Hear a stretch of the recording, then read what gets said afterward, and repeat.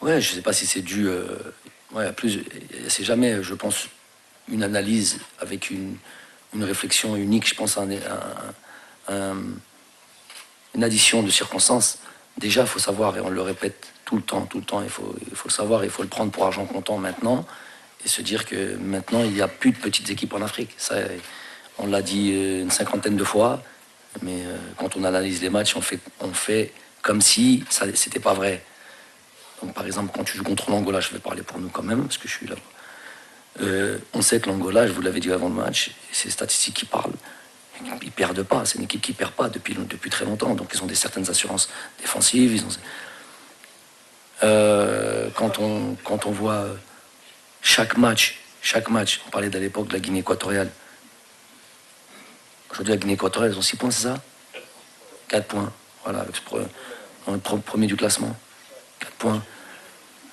Et qui font trembler la Côte d'Ivoire sur ce dernier match. Donc, il n'y a plus de petites équipes en Afrique. Les équipes sont bien organisées, les équipes travaillent, et puis ils ont l'avantage aussi d'avoir peut-être moins de joueurs étrangers, donc plus habitués aux circonstances de notre continent, qui pèsent vraiment dans les rencontres. Il y a le fait qu'ils sont désinhibés, ils jouent contre les équipes, ils n'ont pas peur, ils n'ont pas de pression déjà, donc ils produisent des grosses performances. Moi, je suis absolument pas surpris. Après quasiment 6 ans en tant que sélectionneur de son continent, je sais, ça se passe comme ça. Je sais que tu peux jouer n'importe quelle équipe, elle se dit qu'elle n'a pas peur d'aller chercher, et puis elles ont raison, c'est ça le sport, ça la beauté du sport. Tu peux mettre une flopée de joueurs qui jouent Milan AC, qui jouent ici et là, mais quand il s'agit d'un match, c'est 11 hommes contre 11 hommes, dans nos circonstances, dans notre environnement de l'Afrique, et c'est peut-être pas c'est différent de ce qui peut se passer, notamment en Europe.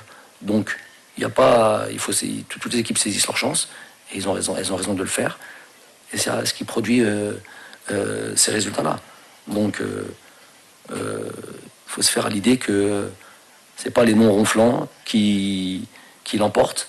La preuve en est, avec tous ces résultats-là, c'est voilà, l'esprit d'équipe, la solidarité, le travail ensemble, le dépassement de soi. Mille et une choses, je vais pas donner chacun a sa manière de voir les choses, mais en tous les cas, voilà, c'est un peu déjà ces éléments-là. Voilà, c'est mon analyse un peu de cette première journée et demie, puisqu'il y a déjà eu des deuxième match pour certaines équipes.